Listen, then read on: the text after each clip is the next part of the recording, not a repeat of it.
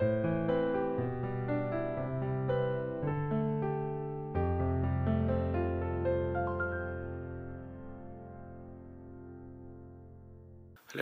하나님께서 오늘도 참 좋은 하루 주셨습니다.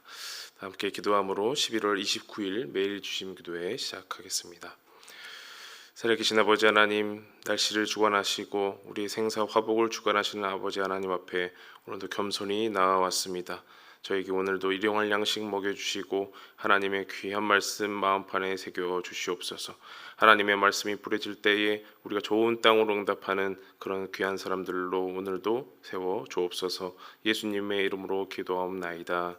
아멘.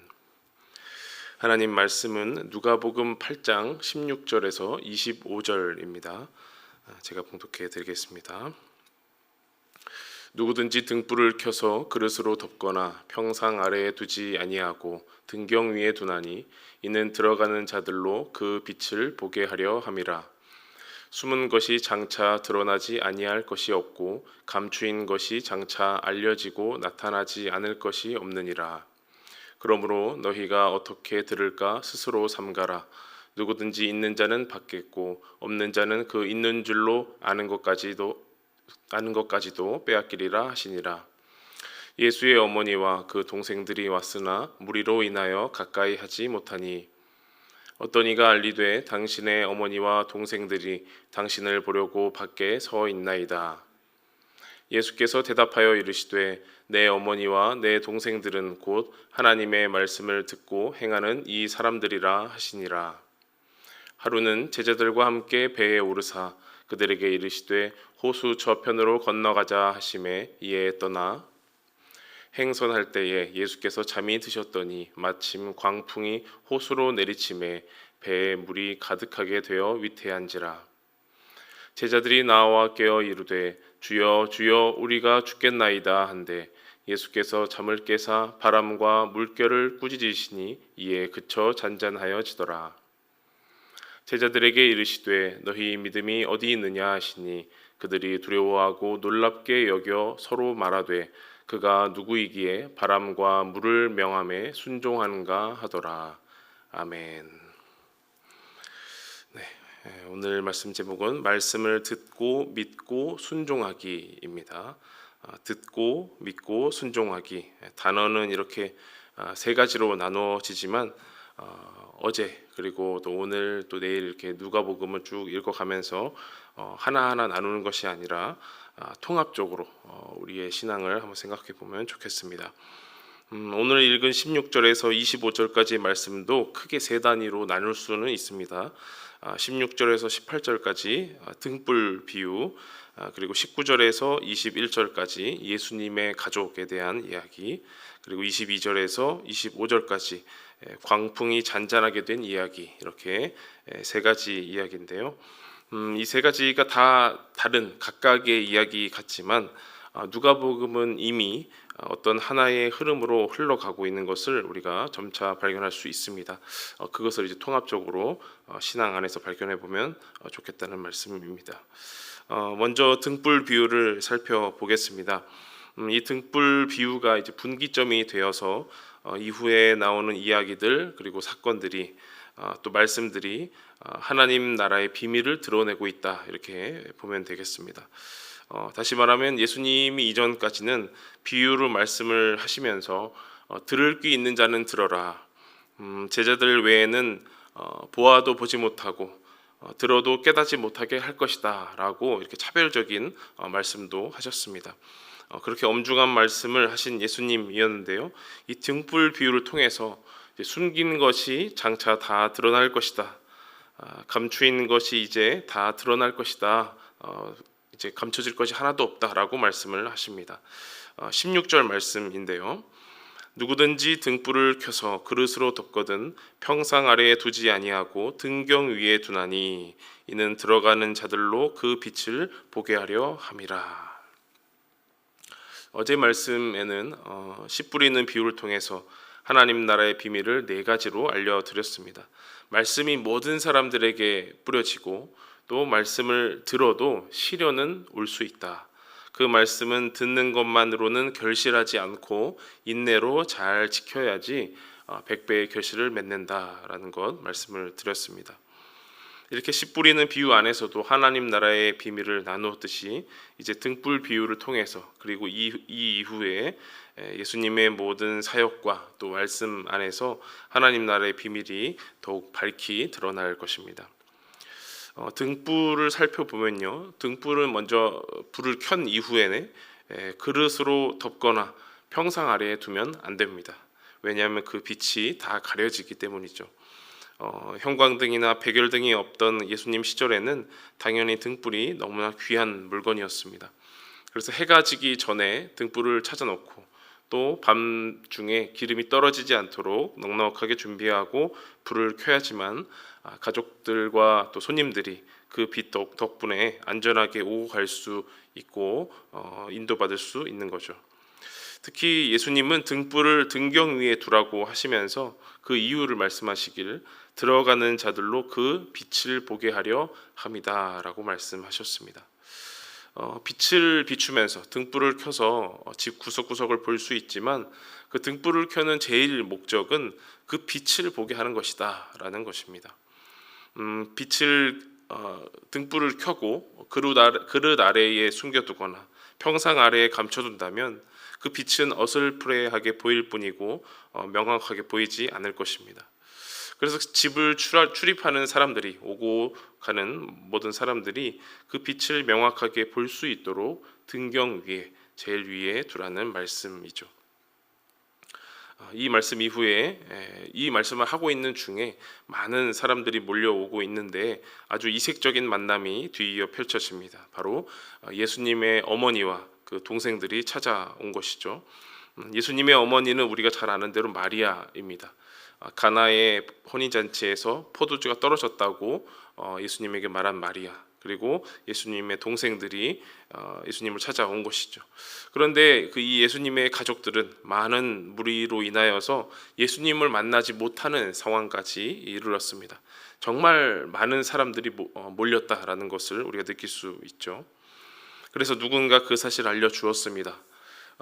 그러자 예수님이 한달음에 달려나가서 가족들을 맞이한 것이 아니라 21절의 말씀처럼 내 어머니와 내 동생들은 곧 하나님의 말씀을 듣고 행하는 이 사람들이다 라고 말씀을 하셨습니다. 하나님의 말씀을 듣고 행하는 자들이야말로 바로 내 어머니와 내 동생, 내 가족이다 라고 말씀하신 것이죠. 가족들이 예수님을 만나러 그리 멀지 않은 거리에 와 있는데 이런 말씀을 하시면 듣는 가족들의 마음은 어떠할까, 얼마나 섭섭할까 생각이 듭니다. 그런데 예수님도 충분히 그럴 만도 하신 것이 마가복음 3장 21절에 의하면 예수님께서 복음을 전하고 하나님 나라가 가까이 왔고 또 귀신을 쫓고 하는 그런 사역 가운데에서 그런 예수님을 향해서 예수님의 친족들이 그가 미쳤다라고 말하곤 했습니다. 예수가 미쳤다라고 말을 하는 가족들, 그러면 미친 예수님이 보기에 가족들을 봤을 때 마음이 어떠했을까, 그것도 한번 생각해 볼 만합니다. 꼭 형들에 의해서 애굽에 팔려간 요셉이 생각납니다. 애굽의 총리가 되어서 자신을 죽이려고 했던 그 형들을 만나게 되었을 때 과연 무슨 생각이 들었을까?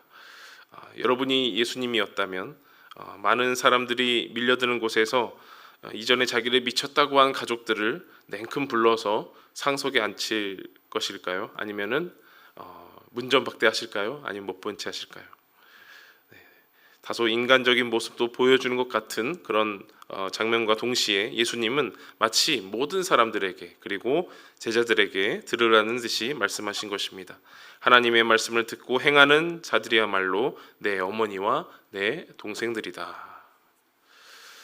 그러니 예수님 곁에 모인 많은 사람들이 하나님의 말씀을 듣고 행한다면, 순종한다면 모두 예수님의 가족이 된다라는 말씀이겠습니다. 이 말씀을 잠시 마음에 품고요, 또 다른 본문으로 넘어가 보겠습니다. 22절 이후로는 예수님과 제자들이 이제 갈릴리 호수를 건너가기 위해서 배에 올라탔습니다. 피곤하신 예수님이 잠깐 잠이 드신 사이에 광풍이 내리쳐서 배에 물이 가득해서 위험한 지경에 이르렀습니다. 어찌할 바를 모르고 두려워하는 제자들이 예수님을 깨웠습니다. 주여 주여 우리가 죽겠나이다. 잠에서 깨신 예수님이 바람과 물결을 꾸짖으셨습니다. 어떻게 꾸짖으셨을까요? 성경에는 말이 나오지 않습니다. 예끼 이놈이라고 했는지 말이 나오지는 않았는데 상상을 해보면 이러지 않았을까? 우리나라에서는 충분히 소통이 되죠. 한마디로. 네, 마치 한국의 부모들이 자녀를 양육할 때 쓰는 이 방식으로 예수님 그렇게까지 하지는 않으셨겠지만 예수님의 이 꾸짖음에 호수가 금세 잔잔해졌습니다. 그리고 25절에 보면 예수님이 말씀하시길 제자들에게 이르시되 너희 믿음이 어디 있느냐라고 물으십니다. 제자들을 향하여서 너희의 믿음이 과연 어디에 있느냐, 믿음이 있기는 한 거냐, 하나님 나라의 비밀을 잘 기억하고 있느냐라고 물어보신 것이죠. 등불 비유 이후로 예수님의 비밀, 하나님 나라의 비밀이 더욱 밝히 보여질 것이라고 말씀드렸습니다.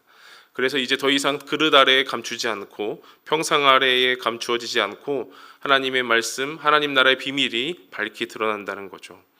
그러니 제자들은 점점 드러나는 하나님의 말씀을 듣고 보고 행하는 사람들, 즉 예수님의 가족이 되어야 합니다. 그런데 제일 먼저 지적받은 사람들이 바로 제자들입니다. 광풍이 불어서 배가 잠기게 되고 죽을 뻔한 위기에 처했을 때 그들은 과연 말씀을 듣고 행하는 자가 될 수 있었을까요?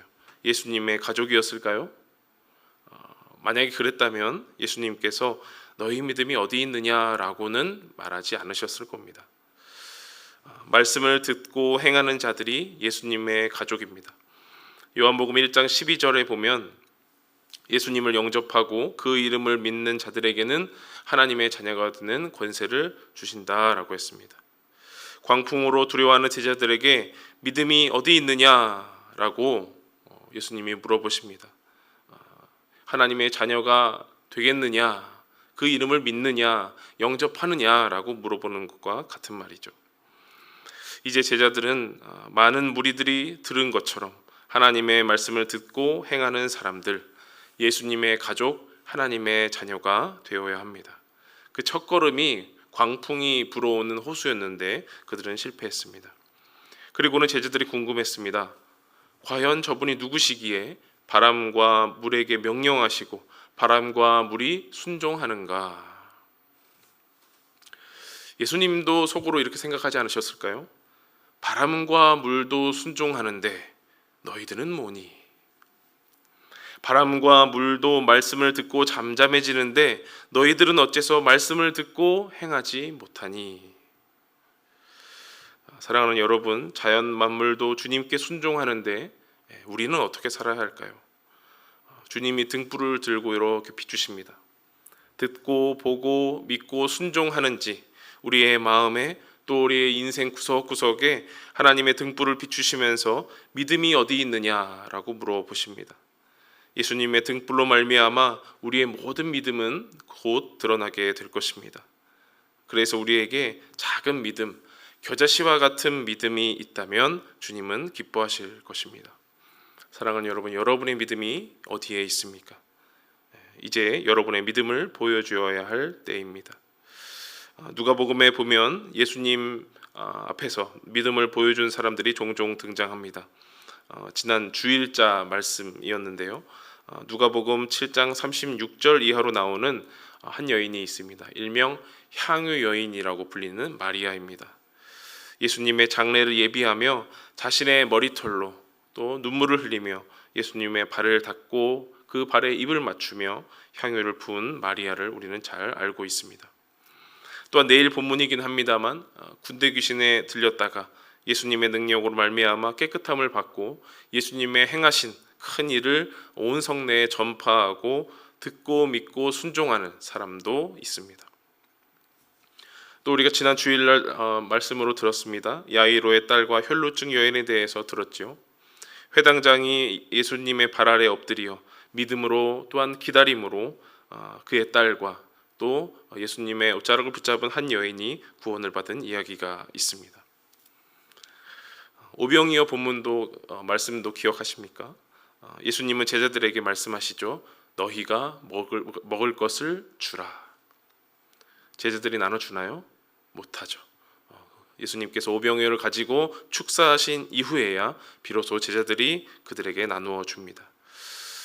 생각해 보면 예수님 곁에서 예수님을 따라다니던 제자들 말고는 전부 다 듣고 믿고 행하는 자처럼 보여집니다. 예수님은 말씀을 듣고 행하는 자가 되라고 밝히 말씀하시면서 기적을 보여주시고 말씀하시고 순종의 장을 만들어 주십니다. 우리의 믿음을 보여줄 수 있는 장을 만들어 주십니다.